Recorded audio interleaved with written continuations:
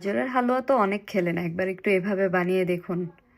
এভাবে না বানালে বুঝতেই পারবেন না যে এভাবে কতটা স্বাদ হয় গাজরের হালুয়া। চলুন প্রসেসিংয়ে চলে যাই। এই যে আমি একটা গাজরটাকে সুন্দর করে ছিলে এখন পিস পিস করে কেটে নিচ্ছি। এই গাজরটাকে আমি সিদ্ধ করে ব্লেন্ডার করে নেব। এই যে আমি বাটিতে তুলে নিলাম। চলুন রান্নায় চলে যাই।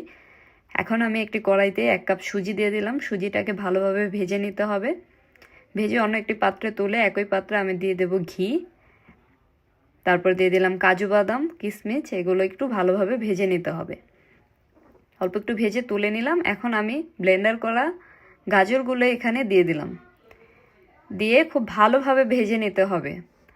এখানে আমি 5 থেকে 6 মিনিট গাজরগুলো ভেজে নিলাম। তারপর দিয়ে দিলাম চিনিটা আপনাদের স্বাদ মতো দিয়ে এখন আরেকটু ভেজে নিলাম।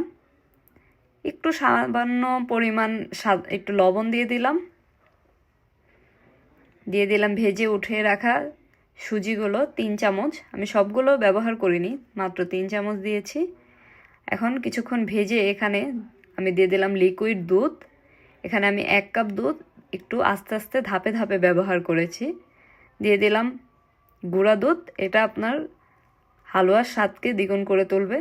তারপর একটু ঢাকনা দিয়ে অপেক্ষা করলাম। অনবরত লাড়তে হবে। দিয়ে দিলাম একটু ফুড কালার, এটা অপশনাল, এটা আপনাদের সৌন্দর্যের জন্য দিলেও হবে না দিলেও হবে।